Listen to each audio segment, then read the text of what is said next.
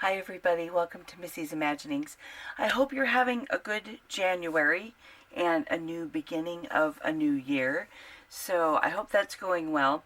I'm sorry my voice is a little scratchy. I don't know if it's just the winter air or if there's some weird allergies. I'm not sure, but it's a little scratchy, so I'm sorry it sounds kind of weird. But just a couple things, and then we're going to jump into a project. I've seen quite a few questions on different Facebook groups about where to get shoes for ball jointed dolls. And when it comes to shoes, I have made some. I've made some like little slip-ons. I did do a pair of little wing tips that need a little bit of refining, but nevertheless they worked. And maybe I'll put a picture here. But for the most part, when it comes to BJDs, shoes is the one thing I will buy rather than try to make. Namely because I would have a hard time recreating the sole of the shoe. So in a couple that I've made, I do have some very thick leather, or it's fake leather, but a really thick vinyl that I've pieced together to make a couple layers for the heel and then for the sole of the shoe. But it becomes very difficult to sew through all of that unless you have the correct kind of machine or you have really strong fingers and a good thimble to push a needle through all those layers of difficult fabric. If you're using real leather and you have the appropriate punch tools to create the holes through which you'll thread to put your sole together, that's, an entirely different area of expertise than what I have. And so that is really cool if you can do that. But for the most part, I like to just buy shoes. That being said, I have found some really, really good deals, and I've paid quite a bit for some. So, for instance, these little blue shoes that I have, I think I found them in a little deal, and I got them for $3.99. They're really cute. They have embroidered tops and a little elastic strap. They're not the most refined looking sole, but they do the job. So those are really cute. I have a pair that are in blue, and I think I have a little pair that are white with some red stitching. But I thought they were cute. They were relatively inexpensive. These little boots, and then the other pair I'll show you, I think they were about $16 and free shipping. And so I have these little heeled boots for Hue or Wrong. There, so you can see the heel against the white of the light in the machine. But so that's probably a medium amount that I have spent on shoes. But considering all the same work has to go into them, plus accounting that a zipper has to be put in, I don't mind paying for shoes. These little boots, they came with this really cute little package. I actually got these on Amazon. Both of the others were on eBay. This little pair I found on Amazon, and they're a taller boot, a taller heeled boot, again for Hue or Wrong, just because I liked them. They have a little jeweled buckle. They also have a zipper in the back, so once you get them laced up and tied, you don't have to unlace them to put them on the doll. You can just undo the zipper, which I normally look for unless it's like a tennis shoe or something like that. Cute little eyelets or grommets, and then a lace, so that's a taller white boot. These, again, were about $16.99, I think, on Amazon.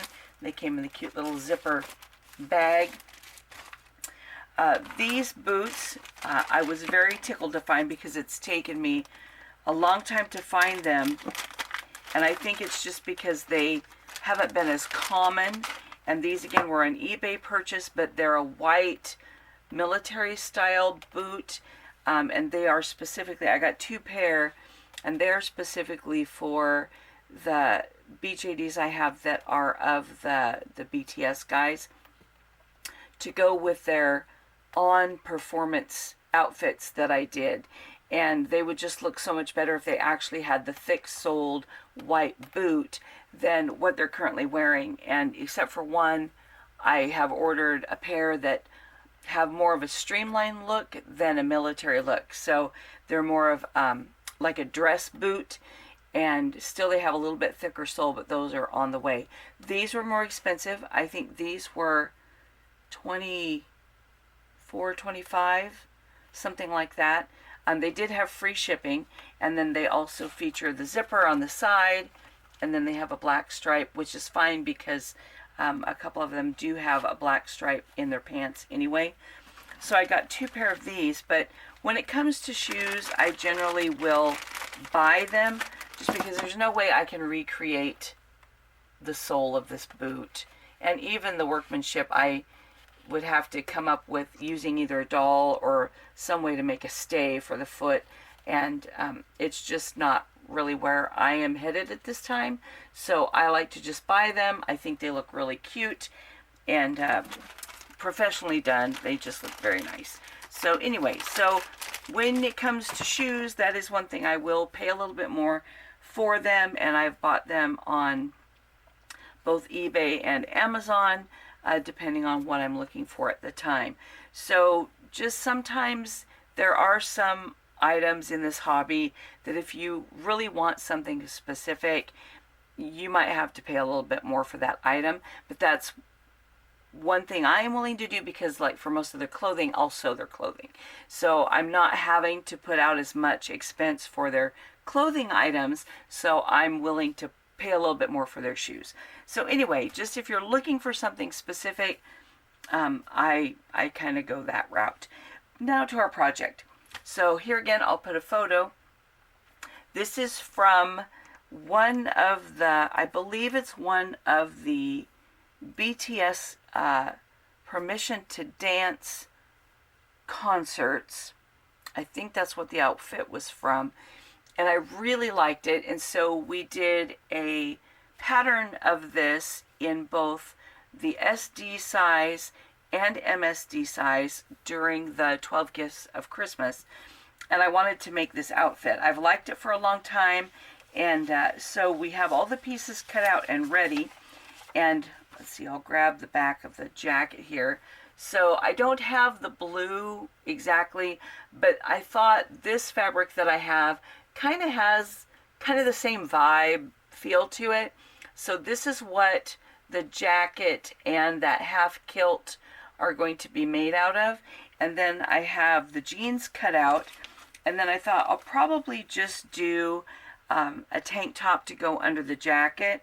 So with the note on the jeans, I did cut out the jeans that go with the pattern set. And I've done pants quite a few times on the channel, so there's lots of videos to do jeans and pants. So I won't spend a lot of time on camera doing that.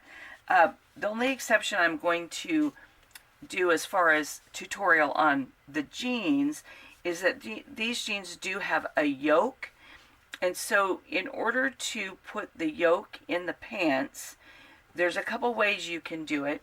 You can either sew the back crotch seam first, sew that together, and then put the yoke on with right sides together like this, and then it would create the yoke in the back of the pants. Or you can put the yoke on one side, then sew the yoke on the other side and put those together, and then do the crotch seam last. I tend to like to do the crotch seam first, because then I can press it to one side and then put in the yoke as just one seam, which I like to do because then it's easier for me to find that seam line where the crotch pieces are put together, and I know where to pivot my needle to go up the other side. So that's the way I tend to like to do it, is the crotch seam first, then put the yoke on. And then also you can add belt loops before you put the waistband on. So other than that, pretty much everything is the same. The front does have a pleat in it, and the only thing I recommend is, because this has a yoke in the back, is that once the yoke is on, you can't add darts to the back to make it fit properly around the waist. So I tend to, when I'm putting a yoke in, I tend to leave this pleat in the front till last, so that once the pocket is in, the yoke is put together, you put the front together at the crotch seam, then you do your side seams, then I can put it on the doll and see how much of a pleat I am going to put it in there so that it will fit properly. Because this can be so customized to your doll that maybe you have a gigantic doll, and once you get it on there, there's no room for a pleat. Well, you don't want to have to take this out and then have, obvious seam marks, especially if you're using like a faux leather or something. So since there's no back dart, I would recommend not doing this pleat in the front until you get the back put together and the pockets in, the side seams done, and then this crotch seam right here, and you could do the inseam as well if you want, but not putting this pleat in until they're pretty much done and you're ready to put on the waistband. Then you can adjust this to fit, then put your waistband on last. So hopefully, and I apologize, my voice is so gross. Hopefully that gives a little bit of help on the pants, and I won't spend a lot of time on camera here until maybe I'll get it to where I'm ready to fit onto the doll and then show you how I do that part. But the jacket is a little bit different in that on the back of the jacket, the pattern shows there's a small pleat at the top, which is very common for a shirt, but I also have one in the bottom to create like an inset pleat in the back of the jacket, which gives room for back movement, so to speak, if they're going to be dancing or whatever, but then it's come together a little bit at the bottom as well. So because of that, and then because it has a waistband on the bottom, which a shirt normally wouldn't have, then I thought it'd be fun to do this on camera. So we'll go ahead and put the jacket together, and then we'll go ahead and put the kilt together. It's like a half kilt, and on this one, because of the fabric I was using, it wasn't wide enough for the entire kilt piece. And so what I did is I cut it in two pieces, and where this fold is, I just added enough to make a seam allowance. So I will be sewing that in order to get my full piece in order to do the kilt. And so anyway, I have that ready and I have all the pieces cut out. So we'll go ahead and switch up the camera and start working on our project. The pants are now done except for the front pleats and the waistband. And also, just a side note, I have him on his stand, and I use these kitchen grippers that I've cut into a circle to put on the base of the doll stand for his feet to go against. So if you have dolls that they have trouble standing, this is real handy to use just for a gripper between the doll and the metal of the stand, and so they don't slide around. And then if I have a saddle style stand, that was a lot to say, then I just cut a hole in the middle of the circle and then put the post through there so it can even work on that kind of a stand. But so I have him here with no shoes but his pants on, and we can see that because there is so much room here in the front, and I can move the fly over just a little bit, there we go, then I'm going to have plenty of room for those pleats.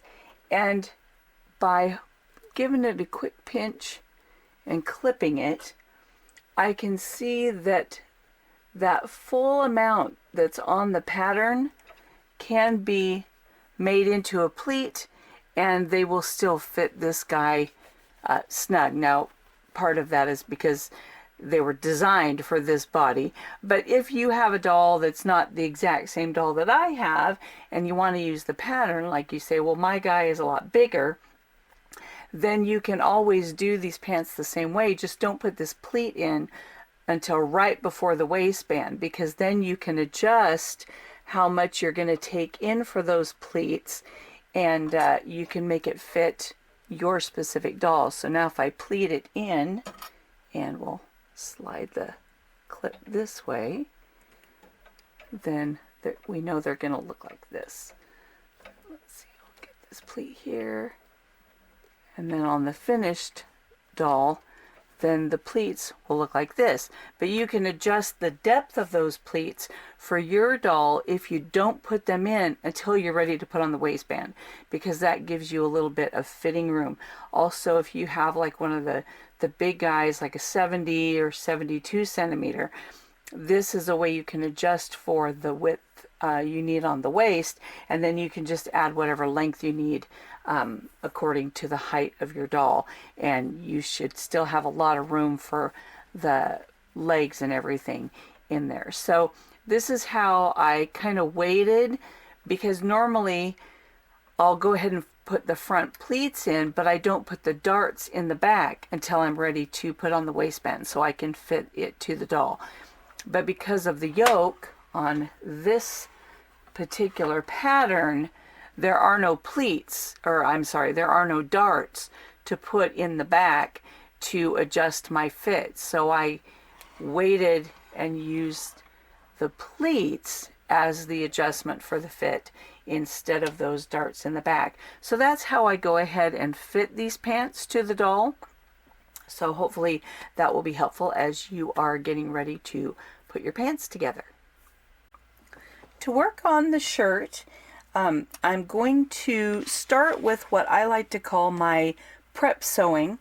If you've watched the channel very long, you'll kind of know what that is. If you're new, it's just things that need to be done to pieces before I can start assembling them. So on the pockets, I'm going to serge and hem the top edge of the pockets that will be on the front of the shirt. Then I'm going to input this little pleat at the top and the bottom of the center back, and then press that so it will have that inset pleat. Then I'll be able to put it onto the back yoke, and then once that's done, I will serge across the top seam there to finish the back. So I'll get the back done. The same thing I will do on the front pieces. I will attach the yoke to the front. The reason that these pieces have been split is because of the design of the fabric. So in the original outfit, all the direction of these pieces were going the opposite way to create a contrast. So you'll see these lines go across, these go up and down, then on the pockets they go across. So mix matching that pattern is what creates the look of the shirt.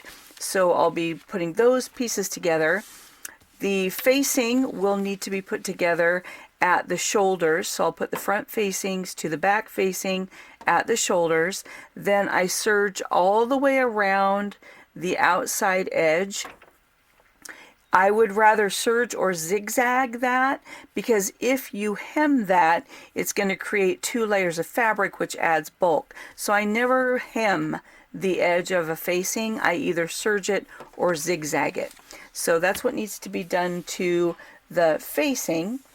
On the sleeve, I am going to double baste the top of the shoulder, so it goes from underarm over the shoulder to the underarm, so that I can ease stitch that in to fit when I inset the sleeve. So I need to do that. The collar I will put together with right sides together. I'll just go around one end across the top and down the other end, flip it right side out. Then I will top stitch that and baste the bottom edge together so it's easier to put in. So that's all the prep work I need to do on these pieces, and then I'll come back to the camera when that much is done. Now just a look on how I put the cuffs on the end of a sleeve.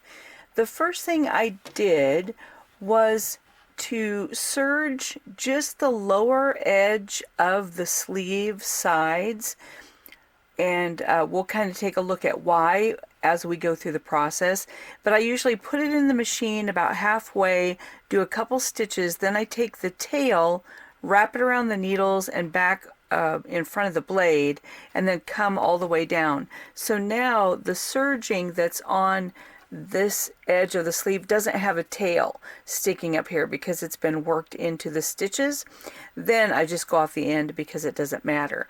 Once both those sides are done, then I sew the cuff with right sides together all the way across, the entire way across the bottom edge of the sleeve.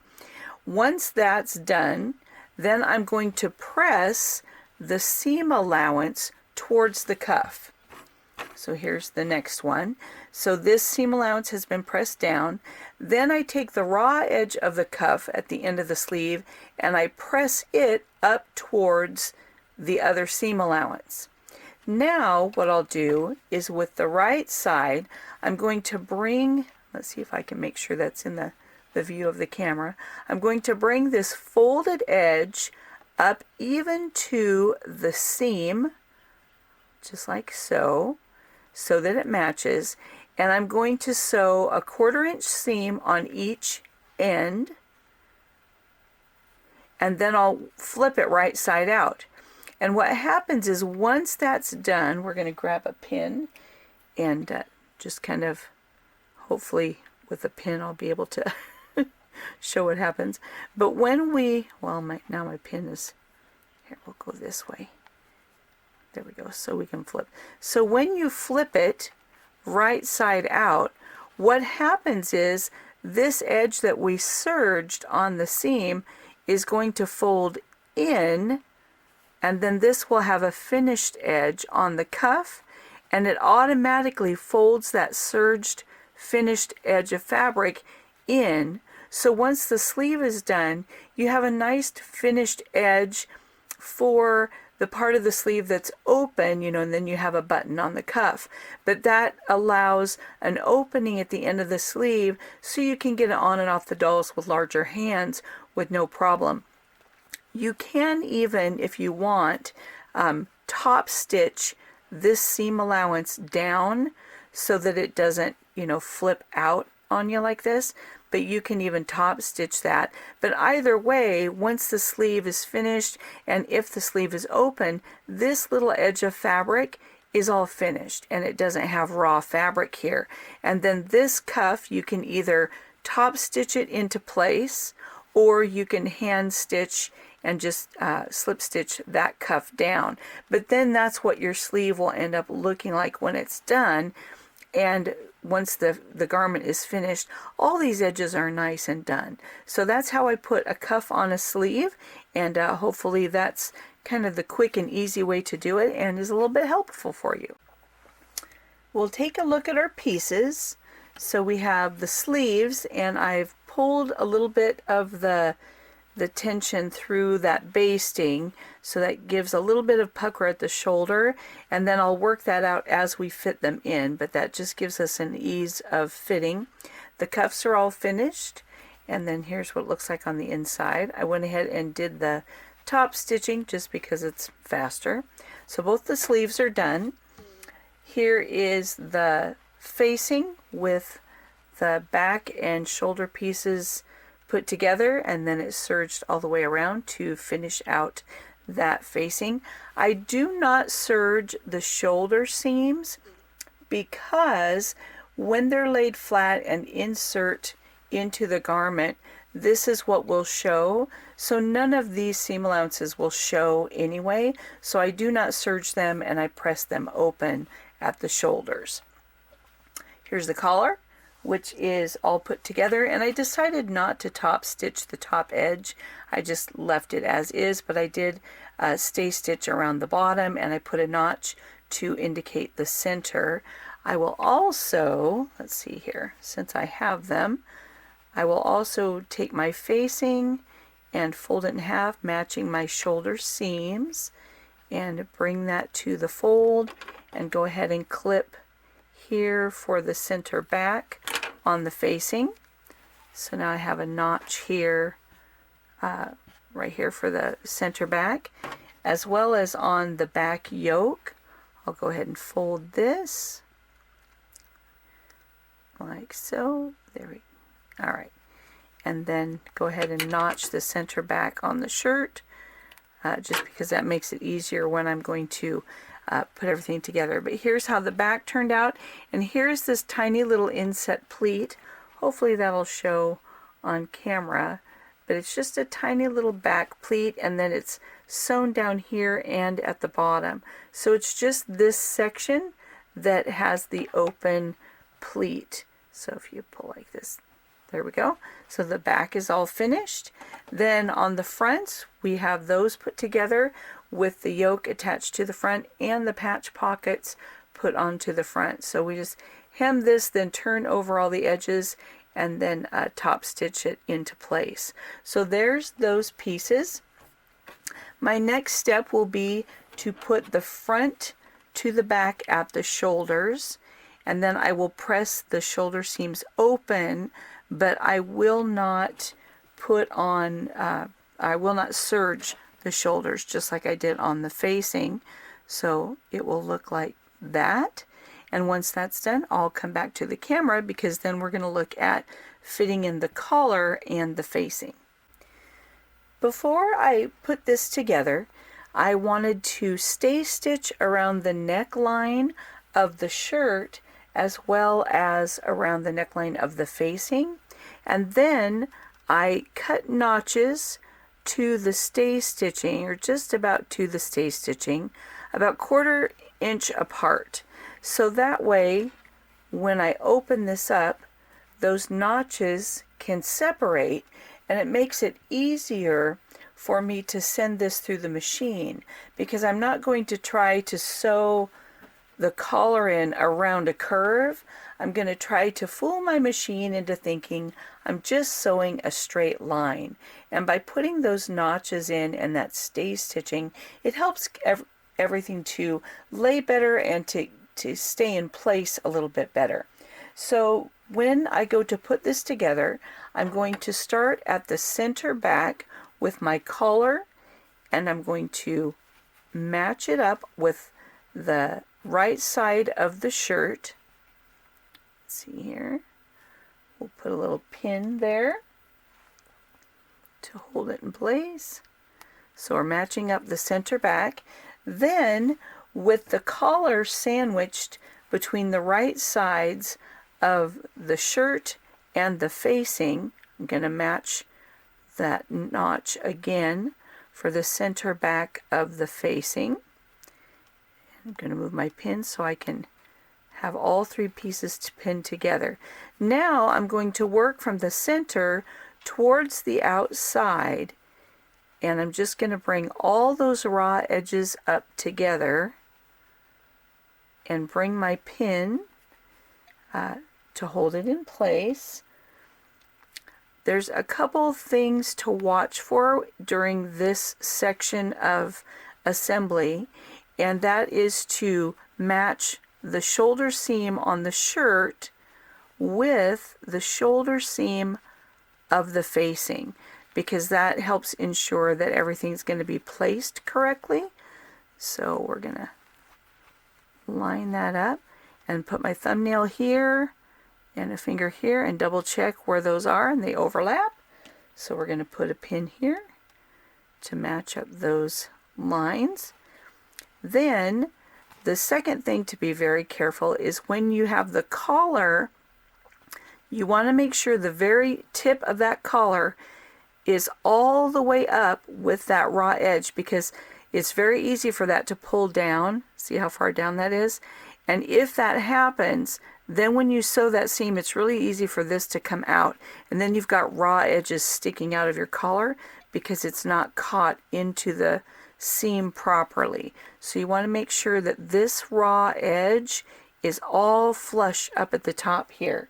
And sometimes when working with a couple layers, we can pin this because we know that's in place. Then go ahead and bring our facing edge to match, and then making sure the collar is still up tight, move that pin and adjust. And then we want to check that our corners match, and if they do, we'll put a pin here. Then we want to check to where that edge of the collar is and take note of how much room is between the collar and the edge of the fabric. So when we do the other side and work towards the outside edge, we'll double check that measurement and make sure they match. So this is a nice way to make sure that your collar is centered before you put it in. And just because I'm kind of lazy, I like to do all the layers at one time. So I take the extra time to double check my pinning and get everything centered rather than getting the collar put on and then putting the facing on. Because when that happens, sometimes you can have seams that show through because they were done at different times, you know, the line of the thread.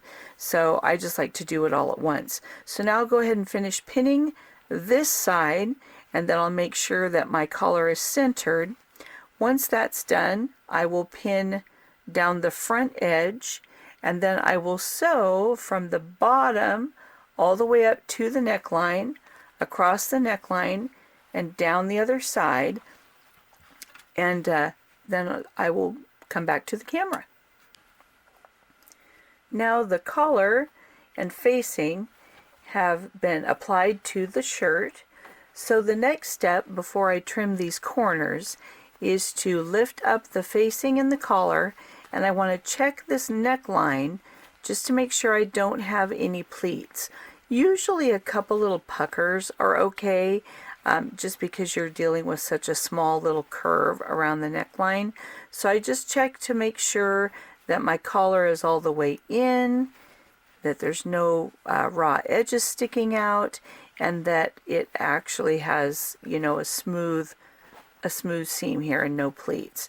So then I look at the facing side, make sure there's no pleats there, and when that all looks good, then I'm going to go ahead and trim just a little bit from this corner where that'll go inside the facing top corner there, and be careful not to cut any of the stitching. And then I will fold just that seam allowance kind of in it back towards the shirt, and then flip that out. And then I do have a little turner tool that I can put in there to get that corner. There we go. And then the same on this one. So I'm going to fold that in, and then kind of hold my thumbnail and push that corner out and try to make sure that's all those seam allowances are kind of smooth inside there so I don't have a big buckle. And then my collar is here. Then once the facing is put into the shoulders, tuck that in, and here we go for the front of the shirt or jacket.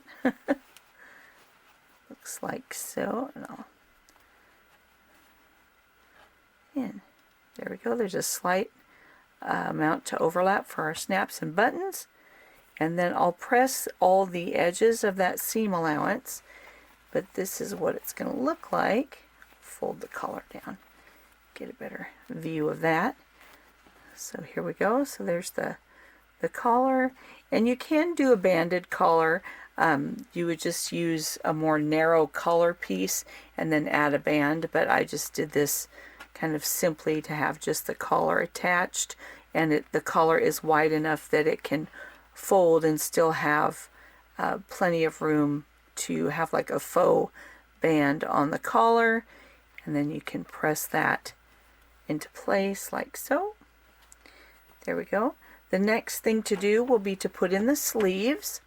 So I will press all that in place. Then when I put in the sleeves, I like to start at the outside edges under the arm, so from this side of the sleeve, and then I'll do the other side of the sleeve on this side, and I pin from the outside and work my way up to the center, smoothing out these puckers as I go, because I want, if there's any need for any puckering to help it fit into the armhole, I want all those puckers to be up at the top. You don't want any down here because that's under the arm. So you don't want any puckering or gathering under the arm. So I work from the outsides and just smooth it in, and then smooth this out to make it fit once I get to the top. What you can do if you want is before you gather, you can also fold this in half and put a little notch here, but usually I don't really need to, because once you get it all smoothed out, you know that all this is pretty even, so you're only going to be looking at maybe 3/4 of an inch to an inch that might have to worry about any gathers, and then you can kind of adjust them as you get to the top. Excuse my voice, I'm so sorry about that. But anyway, so then I'll go ahead and pin in my sleeves and put the sleeves in, and then the last part will be to do the waistband on the bottom edge. Here is the shirt thus far. So we have the collar in and the facing all tucked in, and I always tack the end of the shoulder seam to where it meets the sleeve to keep that facing back up on the shoulder where it's supposed to be. So I kind of tuck that in there, and then of course the facing on the front looks like this. And here's my finished sleeves, and got little fuzzies on there, but this is why it kind of shows up when we finish this edge. It just provides a really nice finished look even on the inside of those sleeves. And then when you go ahead and put your little snap on and your button on, then you have real nice folded finished edges for the cuffs. So that finishes this part. The last thing to do is just very simple, and it's just to put a band around the bottom. So this band will be put on the bottom of the jacket, and we'll start with right sides together. I got to do my jacket like this. And then because I want this edge to be inside the band, I'm not going to take this all the way to the edges. It's going to go from end to end, and then we'll finish it very similar to when we did the cuffs, how we do the right side, then we'll fold up that good seam, bring it up just like we did on the cuffs, sew the end, and then flip it around, and then our end will encapsulate the side of the jacket there on the front. So that's kind of how we do the band, and we'll put that on the bottom, and then it'll just be ready for the handwork. And here's what we have so far. The jacket is pretty much put together. I just need to do the snaps and buttons, and then we'll swirl them around here. So here's the little pleat in the back, and that's how the waistband looks. But I am very pleased with my choice of fabric. It's not exactly the same as the images, from the actual stage outfit, but I think it has the same kind of vibe to it, same flavor, and I do like the jeans. They look okay, and I used some fabric that had like an embroidered piece on it, and because it's for Tay's pants, I thought the floral was okay, and I just thought it added kind of an interesting touch and texture. And so there's the jeans and the jacket. The next step will be to put together the half kilt that will go around the waist underneath the jacket. And now for the kilt. And kind of what I've done is just to kind of experiment, because in truth, it's been a while since I made this pattern. So I'd already cut my fabric, and I thought, how do I make it fit this waistband? But when I folded out the paper, it will fit. So this is how I'm pleating the paper, and then that kind of shows how to pleat the fabric. But I took on either side of the center back, there's 1/8 of an inch folded in on each side, and then about 1/4 of an inch on each side of the line to fold and make like a double pleat in the very back. Then each side will fold towards the outside directions. And because it seemed a little big to me, I did about 1/4 inch pleat on the top rather than just no pleat at all, and then followed the line for the inside of the pleat and had about 3/8 of an inch pleat at the bottom, so it kind of graduates down. And I did that on each pleat.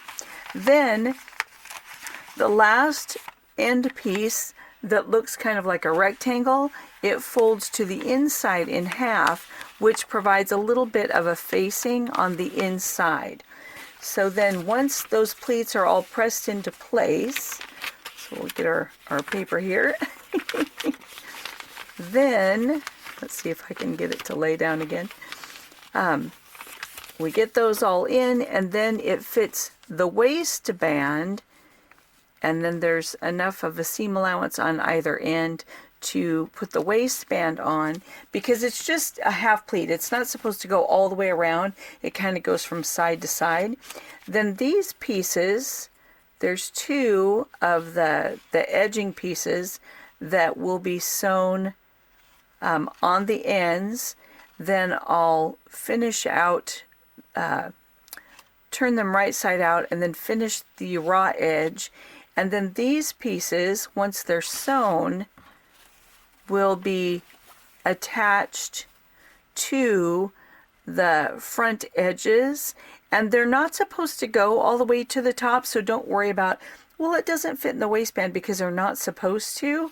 They are actually just like a little placard that lays on the front like this, and then in the ends of the waistband I'm going to attach a ribbon to each side to tie around the waist. Now you can just put like snaps or buttonholes or whatever, and then add the other snap or buttonhole to the pants, but I wanted this to be completely independent of the pants, so I'm just going to put a ribbon that can tie around the waist to hold it, so it doesn't go all the way around, you know, and meet. It goes about like this, and then it'll have a ribbon to tie that and hold it in place.